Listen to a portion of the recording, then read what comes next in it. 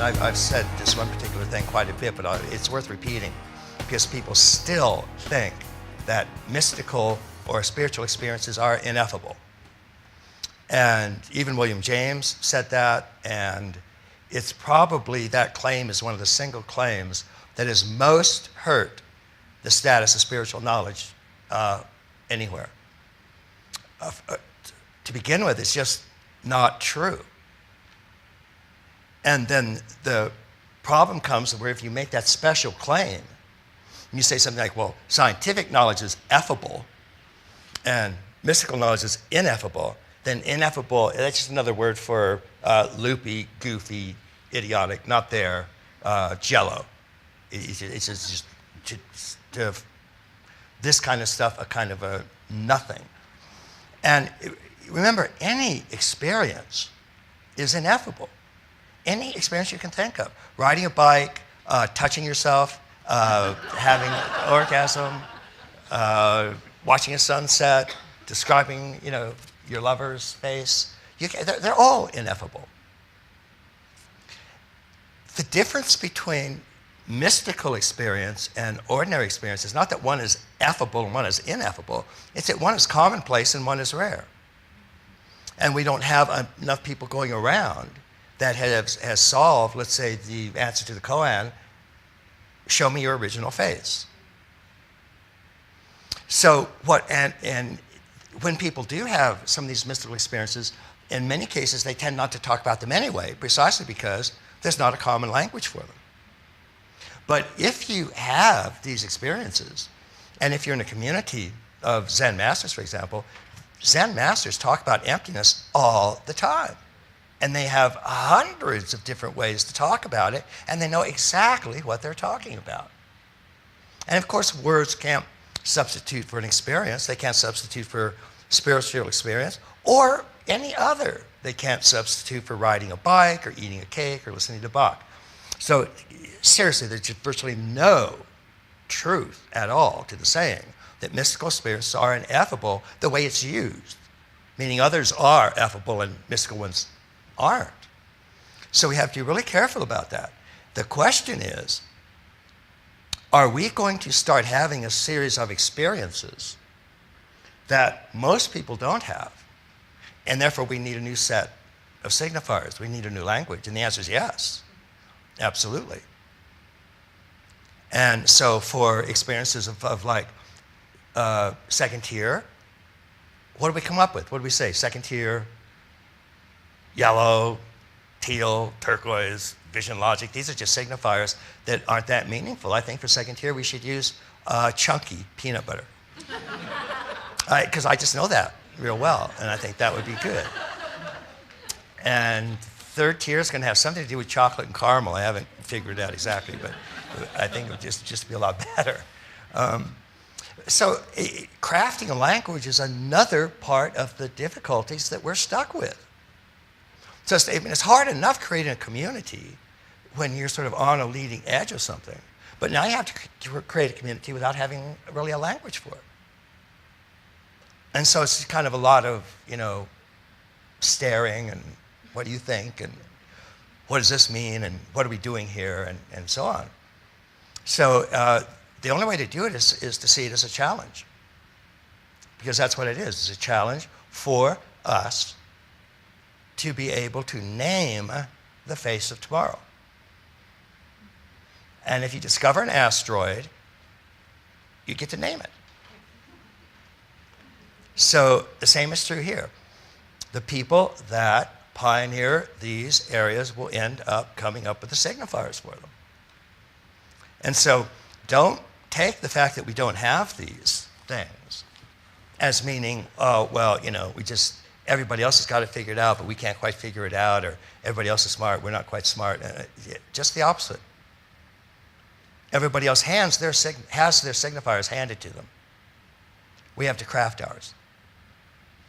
But one of the things that happens, and we often look to poets to do this, and it's often the spiritual poetry of something like Rumi, for example, that people will see signifiers used in a way that reminds them of one of these experiences that they've had. And that's why it's so beautiful to see something like that happen. And so for us, we want to do a careful attempt in our own communication and in our writing to come up with signifiers that are good and true and beautiful. And the more we can give a little aesthetic time to them, the better.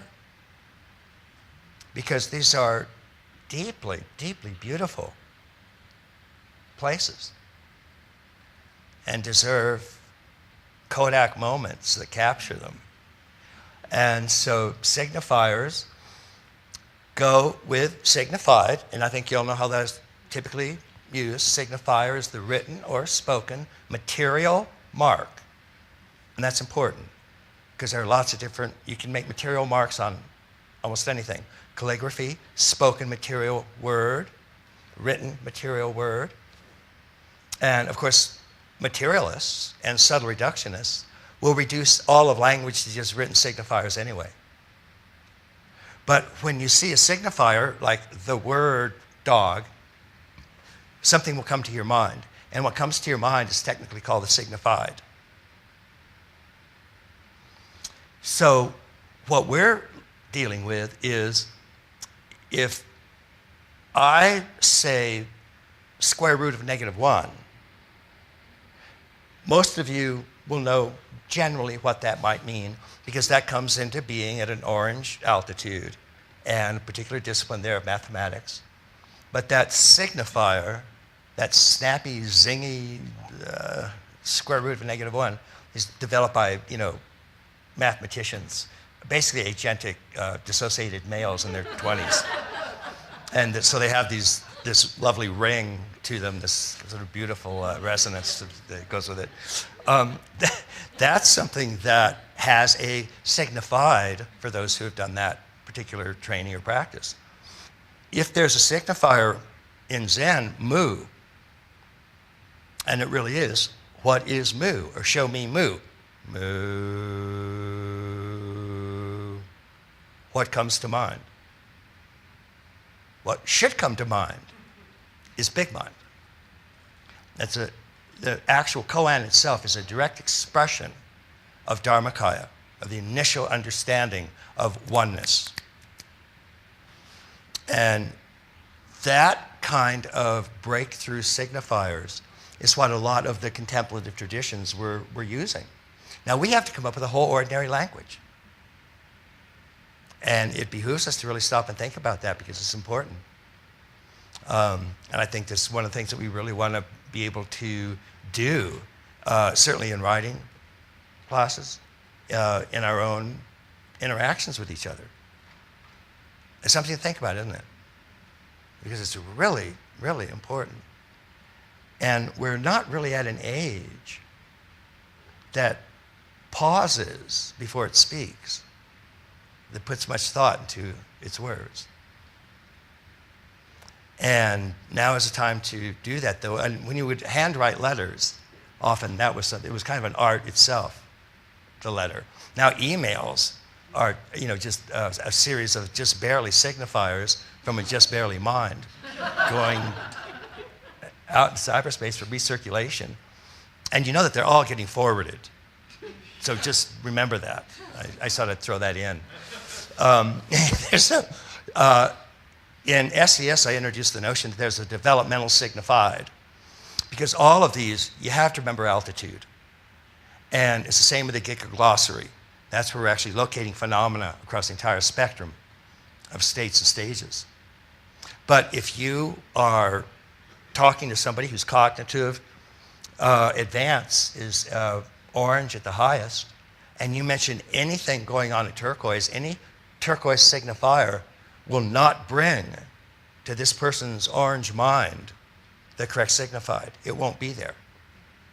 And that's so important because part of the difficulty of what we're doing is trying to get across the idea of a turquoise, second tier, vision logic, centauric. We have very few signifiers, don't we? We're trying to get across those ideas to people. And if they are not at those altitudes, I'm very gentle about this, but it is a waste of time. And one of the ways I get this across, not a waste necessarily as interacting on a human level, or what you can do at Orange and lower, but it's a waste of time if you fundamentally think you're going to get them to agree with you.